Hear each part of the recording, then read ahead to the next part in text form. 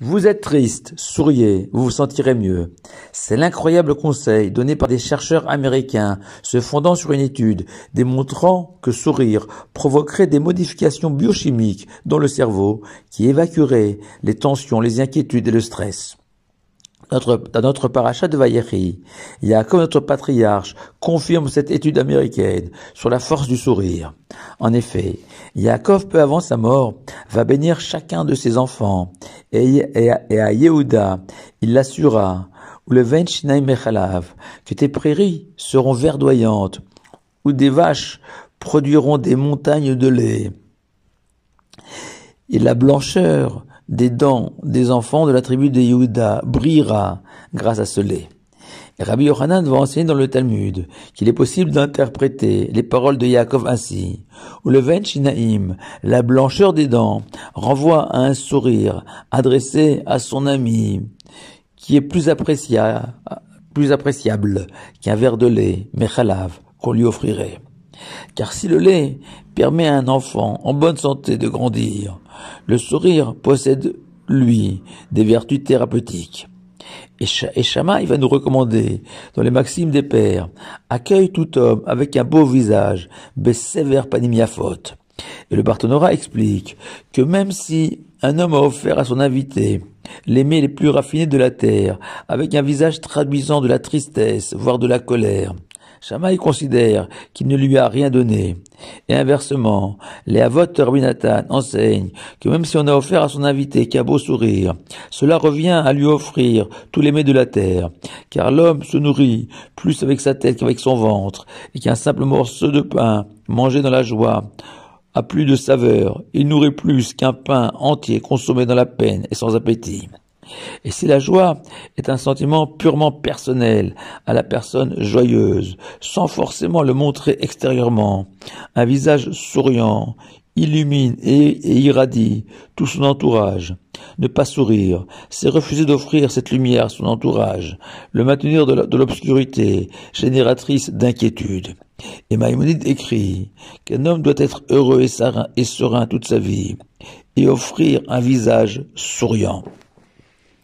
Bessever panim yafot, et selon les mots de Shammai.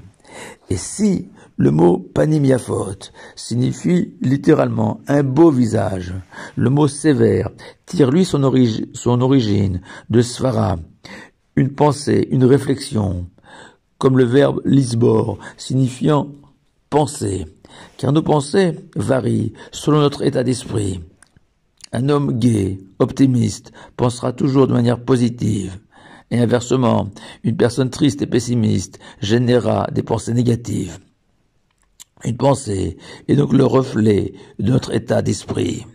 Dès lors, sévère panim yafot, qui désigne un sourire, signifie littéralement la réflexion d'un beau visage, car un beau visage ne doit pas être compris au sens esthétique de ces mots. Non, un beau visage est celui offert par un homme serein, heureux, porté par sa foi et son inébranlable confiance en Dieu, et que le sourire en est la preuve, le signe le plus fort de cette confiance en Dieu.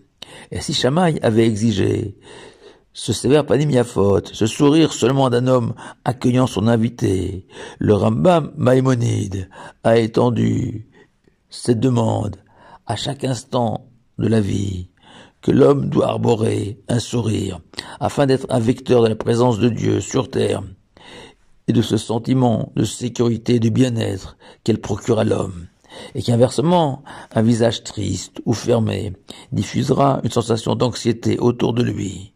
C'est ce que Rabbi Chaim de Brisk disait sur le ton de la plaisanterie, qu'un homme au visage coléreux ou inquiet est semblable à un puits creusé dans le domaine public, où les passants risquent de tomber. Ainsi une personne au visage renfrogné, morose, abattu, risque d'entraîner ses amis dans sa tristesse. Voltaire avait écrit que le sourire fait fondre la glace, installe la confiance et guérit les blessures.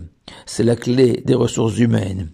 Faire fondre la glace correspond à l'enseignement de Shammai, installe la confiance correspond à l'enseignement de Maïmonide, et guérit les blessures se retrouve dans les paroles de Jacob. Mais nos sages subliment, eux, le sourire, en le considérant comme la clé de la délivrance finale.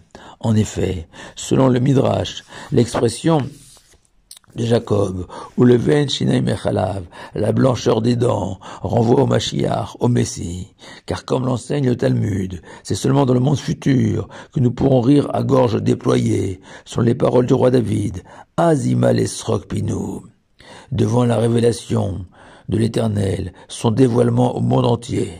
Mais en attendant cette ère merveilleuse, nous devons nous contenter de sourire, le stade avant le rire, total, absolu, de la fin des temps, ce qui est sous le rire, comme son nom l'indique, ce sourire permanent d'un juif, gage qu'un jour nous rirons définitivement.